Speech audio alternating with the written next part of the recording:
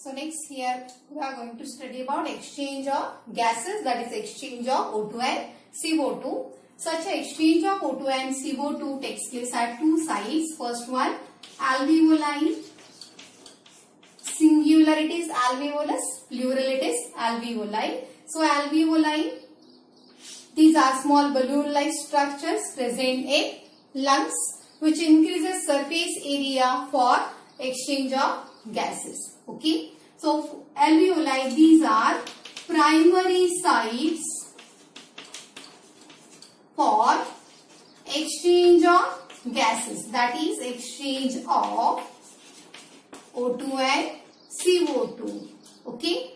So such an exchange of O2 and CO2 between alveoli and blood present in capillaries. Alveoli and blood present in capillaries. Such an exchange of O2 and CO2 between alveoli and blood capillaries is called external respiration. Is called external respiration. Is called external respiration.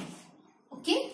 And second, so this is primary site for exchange of gases, and second, that is between tissue and blood capillaries. Between tissue and blood capillaries, there is also exchange of O2 and CO2. This is called as internal respiration. This is called as internal respiration or tissue respiration. Internal respiration or tissue respiration. Exchange of O2 and CO2 between tissues. Tissue is group of cells, and blood capillaries, that is called as internal respiration or tissue respiration. Okay. Suppose here these are blood capillaries. Okay. Suppose this is venule and it divides to form such a capillaries, and then capillary unites to form, this is suppose arteriole which divides to form capillaries, and then capillary unites to form venule. This one is arteriole. So arteriole divides to form such a capillaries. Okay. And capillaries are present at tissue level. Tissue is group of cell. Tissue is group of cell. Okay. So there is exchange of gases between these cells and this blood capillaries. So that kind of exchange is called tissue respiration or internal respiration. Okay. And how this exchange of gases takes place? Exchange of gases at alveolar level or tissue level takes place by diffusion. It takes place by diffusion. So what is diffusion? Diffusion is movement of atoms, ions or molecules of any solid, liquid or gas from high concentration to low concentration is called diffusion. Okay. Suppose if you place one crystal of copper sulfate in beaker containing water, then entire water becomes blue in color. It is by diffusion only. Okay. Then we can feel fragrance of flowers to long distances also. That is also because of diffusion. So diffusion is movement of atoms, ions or molecules of solid, liquid or gas from high concentration to low concentration. Here exchange of gases at this alveolar level or tissue level takes place by diffusion. Okay. And that rate of diffusion, it depends upon solubility of gas and thickness of membrane. Okay. Rate of diffusion depends upon two factors, that is solubility of gas and thickness of membrane which is involved in this diffusion or exchange of gases. Okay. So rate of diffusion depends upon which factors? It depends upon solubility of gas and thickness of membrane involved in exchange of gases. So thus alveolus, it is primary site for exchange of gases, and exchange of gases also takes place between body tissues and blood capillaries. Okay. By diffusion. And here we must discuss about partial pressure of gas. Okay. So what is partial pressure? So let us see what is partial pressure. This is important here. partial pressure.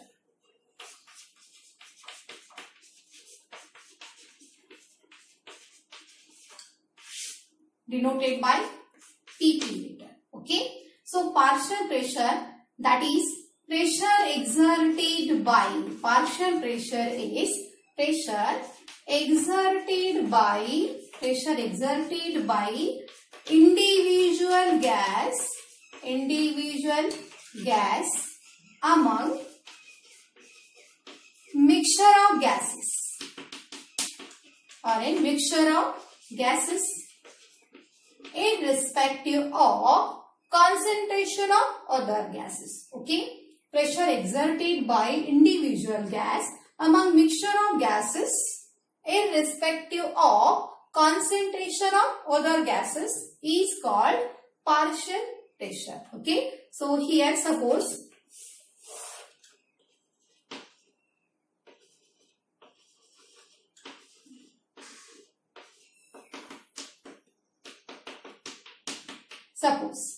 here this one is oxygen molecule and these are suppose CO2 molecules.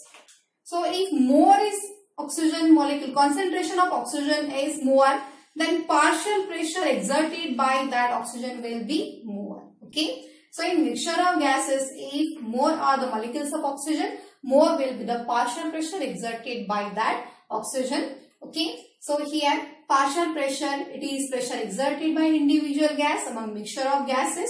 So if particular gas is in more concentration, in high concentration, pressure exerted by that gas will be also high. Okay. And if that particular gas is present in low concentration, then pressure exerted by that gas will be also low. So thus partial pressure is pressure exerted by individual gas among mixture of gases irrespective of concentration of other gases. That is called as partial pressure. Okay. Now, how actually that exchange of gases takes place, and you remember that when there is a diffusion of O2 and CO2, it takes place from high partial pressure to low partial pressure. Okay, movement of gas takes place from high partial pressure to low partial pressure. So we will study about it afterwards. So movement of gases always takes place from high partial pressure to low partial pressure. That means along that pressure gradient or along concentration gradient also we can say. So movement of gases, diffusion of gases takes place along, movement of gases takes place along pressure gradient. It takes place along pressure gradient, that means from high partial pressure to low partial pressure. From high partial pressure to low partial pressure. Thus, diffusion of gases takes place along pressure gradient or along concentration gradient. Okay. Now, how actually that exchange of gases takes place? So, for that purpose, let us study some details about heart.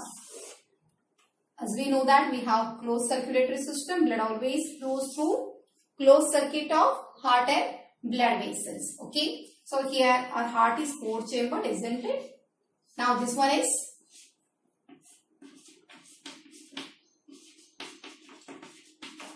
left atrium. This is left ventricle. This one is right atrium. And this one is right ventricle, isn't it?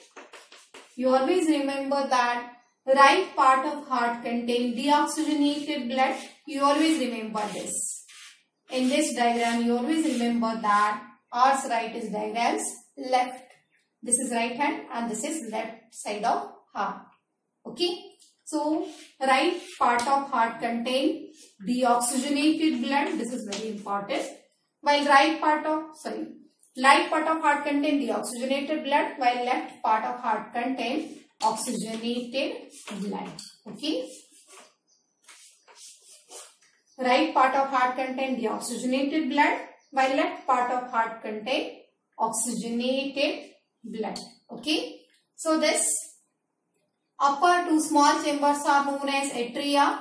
These are receiving chambers of heart. These are receiving chambers of heart. While these two lower ventricles, which are large size chambers, these are distributing chambers of heart. Okay. Atria are receiving chamber. They are receiving blood. It may be oxygenated or it may be deoxygenated. I will explain it afterwards. So these are receiving chambers of heart and these are distributing chambers of heart. Okay. So this right atrium, it receives deoxygenated blood.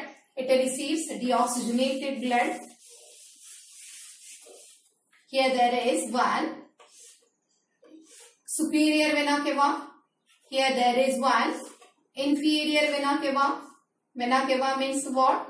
Veins unites together to form vena cava. Veins unites together to form vena cava. So here this is superior vena cava, inferior vena cava. One more coronary sinus is there. So we'll study about it afterwards. That is not important here. So this vena cava collects deoxygenated blood from different parts of body. Okay, this is superior vena cava, superior vena cava. This one is inferior vena cava, which collects deoxygenated blood from different parts of body. So here deoxygenated blood enters in this right atrium. Okay. Then from right atrium, blood enters in right ventricle. This one is right ventricle. This is right ventricle. So from right atrium, blood enters in right ventricle. Okay. And from this right ventricle arise pulmonary trunk, which divides to form two pulmonary arteries.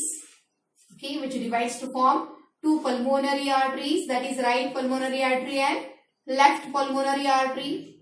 So left pulmonary artery goes to left lung, which will be present on this side, and this one is right pulmonary artery, which goes to right lung. So left pulmonary artery goes to left lung and right pulmonary artery goes to right lung. So both these pulmonary arteries are carrying deoxygenated blood. Both these are carrying deoxygenated blood. So deoxygenated blood is carried towards lungs, which are present on both sides of heart. Lungs are present on both sides of heart. So thus deoxygenated blood is present in right side of heart. Then it is carried by these pulmonary arteries to both lungs for their purification. After purification means in lungs, deoxygenated blood is converted into oxygenated blood. CO2 is removed from that blood. Deoxygenated blood means what? Blood having more CO2. When it is carried towards lungs, when such a deoxygenated blood carried towards lung by left pulmonary artery, by right pulmonary artery, then in lungs, that CO2 is removed from this blood and oxygen is added in that blood. So blood becomes oxygenated and that oxygenated blood is carried towards this left atrium. Oxygenated blood is carried towards left atrium by such a pulmonary veins. So here from right lung to pulmonary artery, so which will show opening here. From left lung again to pulmonary artery. So thus four pulmonary veins carries oxygenated blood. Four pulmonary veins carries oxygenated blood to this left atrium. Okay, you always remember that pulmonary artery is the only artery carrying deoxygenated blood to both lungs. Pulmonary artery is the only artery carrying deoxygenated blood. Artery always it carries oxygenated blood, but this is exception. Pulmonary artery carries deoxygenated blood to both lungs, and these four pulmonary veins, two from left lung and two from right lung. Okay, two from right lung, two from left lung. Total four pulmonary veins are there. So pulmonary veins are only veins which carry oxygenated blood. Otherwise, vein always carries deoxygenated blood, but this is exception. Total 4 pulmonary veins are there which are carrying oxygenated blood. Total how many pulmonary veins? 4 pulmonary veins. 2 from left lung and 2 from right lung. Okay. And how many pulmonary arteries carrying deoxygenated blood? Only 2. 1 to left lung and 1 to right lung. Getting? Okay. Pulmonary vein is the only vein carrying oxygenated blood. How many pulmonary veins? 4 pulmonary veins. And pulmonary arteries are the only arteries carrying deoxygenated blood, total 2. So thus, right part of heart receives deoxygenated blood through superior vena cava, through inferior vena cava. That deoxygenated blood enters in right ventricles. Then it is carried by these pulmonary trunks, by these 2 pulmonary arteries to 2 lungs. In lungs there is oxygenation of blood, and that oxygenated blood is carried towards left atrium by 4 pulmonary veins. Okay. So thus oxygenated blood enters in left atrium. From left atrium it enters in left ventricle. From left atrium it enters in left ventricle. And now from this left ventricle arise aorta. From this left ventricle arise aorta. Okay.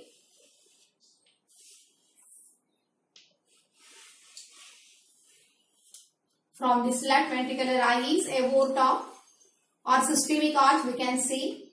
And first it runs in upward direction. Then from back side of heart it runs in downward direction. And now it is called as dorsal aorta. Now it is called as dorsal aorta. Okay. So this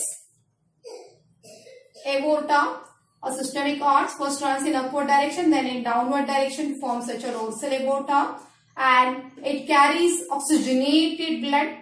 Such a dorsal aorta will divide to form various arteries, like one artery to stomach, another one to liver, then 2 arteries to kidney. So such dorsal aorta gives many arteries carrying oxygenated blood to different parts of body. Okay. So thus these are 4 chambers of heart, upper to atria and lower to ventricles. Okay. Have you understood about this? Now next, how actual exchange of gases takes place. How exchange of gases takes place. So here, this one is alveolus. This one is alveolar, that is small balloon-like structure present in lungs which increases surface area for exchange of gases. So this one is inspired air, inhaled air. So inhaled air contains, in this inhaled air there is CO2 is 159 mm of Hg, 159 mm of Hg. In this inspired air, inhaled air, that means atmospheric air. In atmospheric air, partial pressure of oxygen it is 159 mm of Hg, and partial pressure of CO2 is only 0.3 mm of Hg. Partial pressure is pressure exerted by individual gas and mixture of gases. Okay. So partial pressure of oxygen is 159 mm of Hg, that is millimeter of mercury. And partial pressure of CO2 is only 0.3 millimeter of mercury. Okay. So this is partial pressure of O2 and CO2 in atmospheric air which is inhaled. Okay. Now when such a air reaches up to alveolus, when such air reaches up to alveolus, in alveolus partial pressure of oxygen is now 104 mm of Hg and partial pressure of CO2 is 40 mm of Hg. Because in this alveolus there is a continuous diffusion of gases takes place. Continuously CO2 is given out to this alveolus, it continuously enters an alveolus, and oxygen continuously enters a blood capillary, okay, of alveolus. So that is why here partial pressure of oxygen is 104 mm of Hg and partial pressure of CO2 is 40 mm of Hg. Okay. So here you always remember that solubility of CO2 is 20 to 25 times more or higher as compared to oxygen. So rate of diffusion will be high in case of CO2 even though its partial pressure is low. Okay.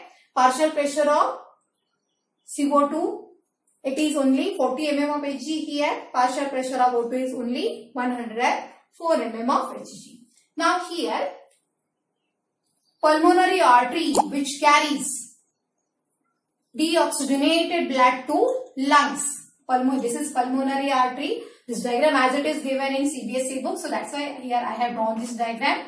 This is pulmonary artery carrying deoxygenated blood. So just now I had explained. Pulmonary artery arises from right ventricle. Pulmonary trunk arises from right ventricle which divides to form two pulmonary arteries. Right one to right lung and left one to left lung. So this is pulmonary artery carrying which type of blood? Deoxygenated blood, isn't it? There is a deoxygenated blood in pulmonary artery. Pulmonary artery is only artery carrying deoxygenated blood. So here such a pulmonary artery which goes to lung. Artery divides to form arterioles. Arteriole divides to form capillaries. And wall of alveolus is having network of capillary. Okay. Wall of alveolus is having network of capillary. So here there is exchange of gases between that alveolus and blood capillaries. Okay. So here there is exchange of gases from high concentration to low concentration. Here in this pulmonary artery, partial pressure of O2, it is 40 mm of Hg. Here also same. In this pulmonary artery, partial pressure of oxygen it is 40 mm of Hg and partial pressure of CO2 it is 45 mm of Hg. Okay. So here what happens? CO2. Here partial pressure of CO2 is 45 mm of Hg, isn't it? And here partial pressure of CO2 it is only 40. So movement of CO2 takes place from high partial pressure to low partial pressure because here 45 mm of Hg partial pressure and here 40 mm of Hg, isn't it? In this pulmonary artery, partial pressure of CO2 is 45 and in alveolus it is 40. So movement of CO2 takes place from high partial pressure to low partial pressure. And here in this alveolus, partial pressure of oxygen is 104 mm of Hg, while in this blood, in pulmonary artery or in capillaries, partial pressure of oxygen it is 40 mm of Hg. So that's why oxygen enters in this blood by diffusion. Okay. So such oxygenated blood, it is carried towards heart by pulmonary veins. How many pulmonary veins are there? Total 4 pulmonary veins are there. 2 comes from left lung and 2 comes from right lung, isn't it? And how many pulmonary arteries are there? Only 2. 1 to right lung and 1 to left lung. So total 4 pulmonary veins carries oxygenated blood to this left atrium, and from such a left atrium arise this aorta, and that aorta then or systemic artery. So it divides to form many arteries which are given to different organs. So such a systemic artery contains oxygenated blood, and in this oxygenated blood now partial pressure of oxygen is high because here there is exchange of gases and oxygen concentration in blood will increase and it becomes 95 mm of mercury.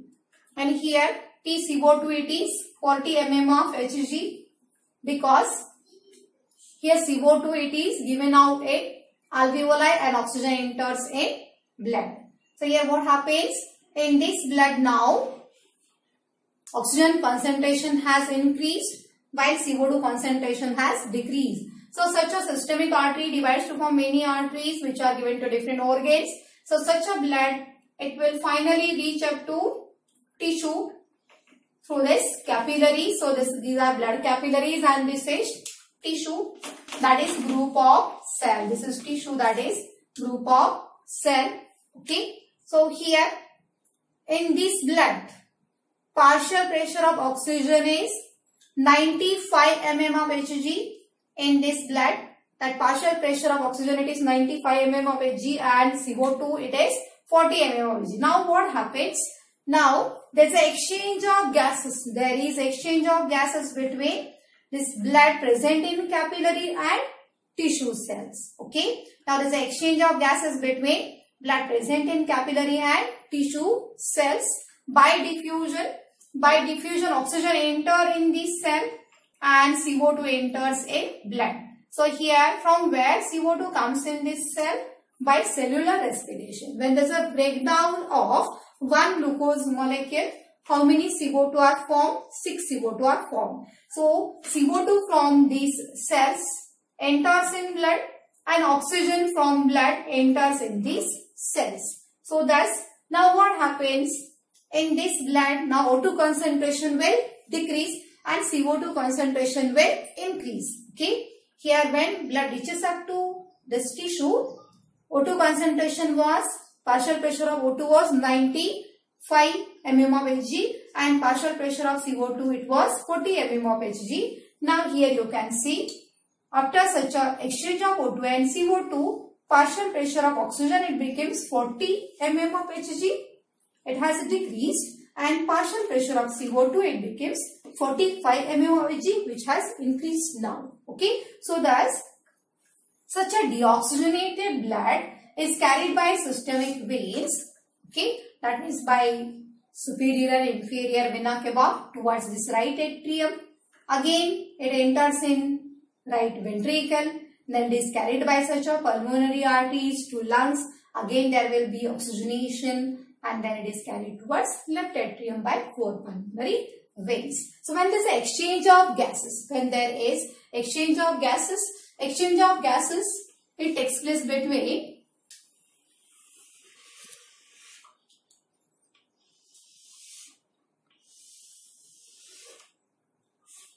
alveolus and blood capillary, isn't it? As we know that wall of alveolus consists of single layer of squamous epithelium, that is, it is very thin.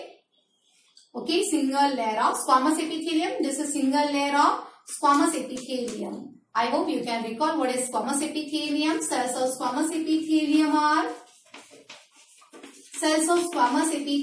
are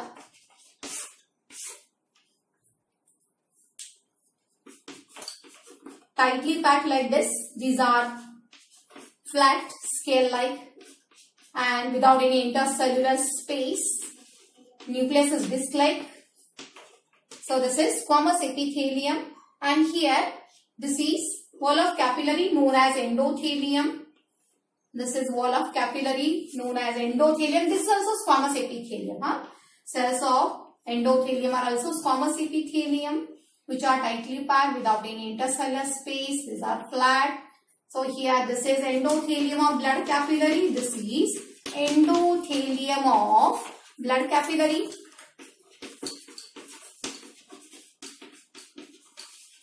This is squamous epithelium of alveolus. And here there is basement substance. Here there is basement substance. Okay. So basement substance means what? As we know that this is basement substance. Diagram as it is given in CBSE book. So here this is basement substance. So that means, as we know that squamous epithelium tissue, it is resting on basement membrane. This is very important. So this is squamous epithelium resting on basement membrane. Okay. Again, this endothelium is also squamous epithelium, again resting on basement membrane. So basement membrane of both these squamous epithelium togetherly forms this basement substance. So thus, this diffusing layer, it consists of squamous epithelium of alveolus, endothelium of this blood capillary, and this basement substance. These three togetherly forms the diffusing membrane. But thickness of this diffusing membrane, including these three, that thickness of diffusing membrane including these three, that is pharmaceuticum of alveolus, then endothelium of blood capillary, and this basement substance, it is less than 1 millimeter, so that diffusion can occur very easily. By diffusion, that oxygen enters in blood and CO2 enters in alveolus. Okay, CO2 enters in alveolus and oxygen enters in blood. So this is about exchange of gases.